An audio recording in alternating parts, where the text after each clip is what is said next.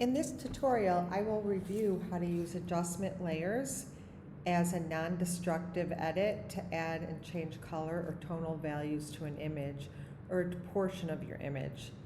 So in this image, I just want to emphasize the colors of the balloons, and I would like to change them. I'm using the same image. I've just copied it, or I've made a Command J for each image, and so they're all the same.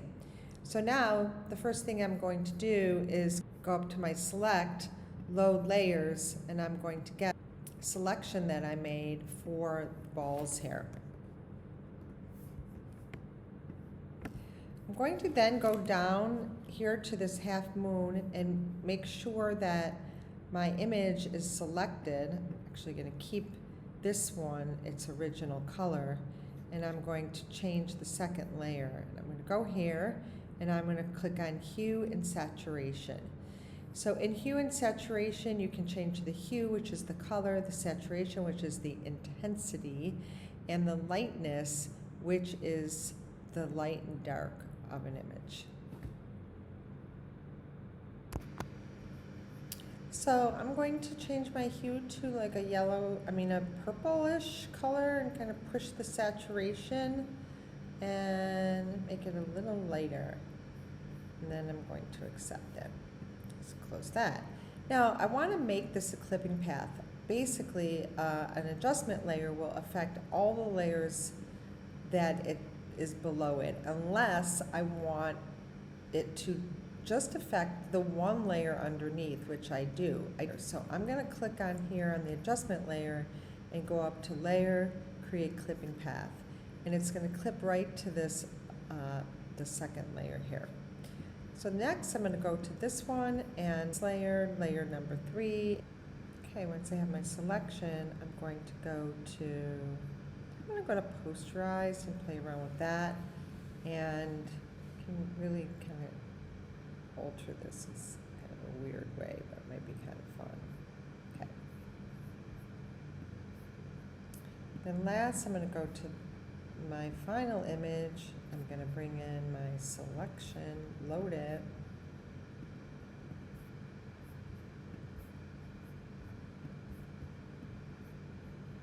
And maybe I'll try going to black and white. So that could be kind of interesting. Okay, so I have all of my layers with their colors changed. I'm going to save this as a different file.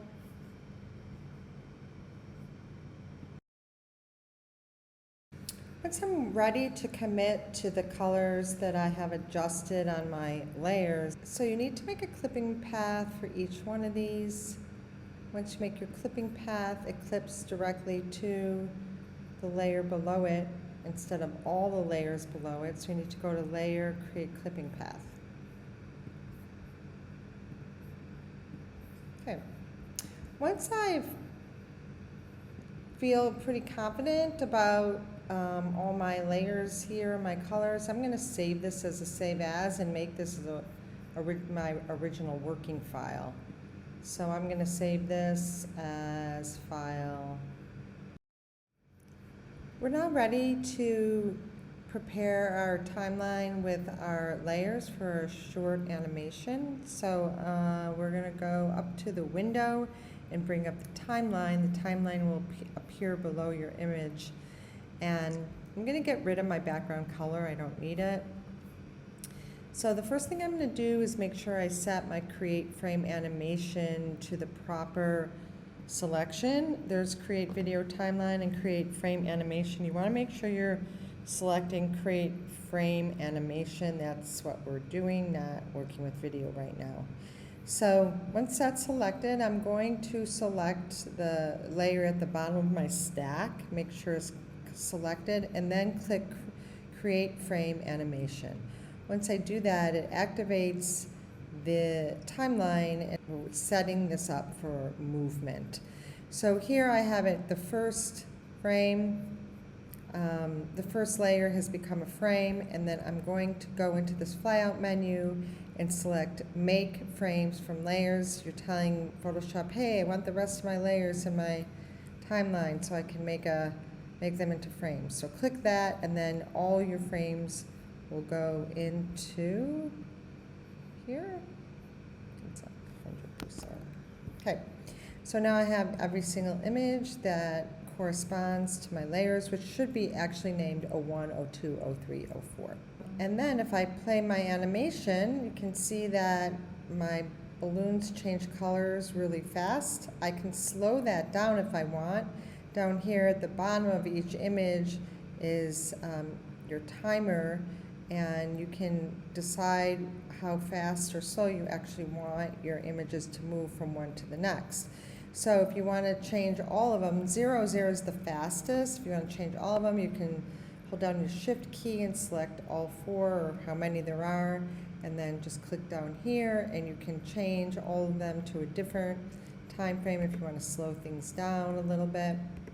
And you can also just change 1 frame or 2 frames at a time. You might want to do like a really fast, then slow, then fast, kind of a different kind of pacing. Also, this is for your looping. You can loop forever, 1 or 3 times. You can indicate how many times you want it to loop. So that's a frame animation, and that's how you set it up. It's fairly simple to do. One of the things that else I'd like to show you before I finish this tutorial is how you can copy your frames and duplicate them and add them to your timeline if you want to do that.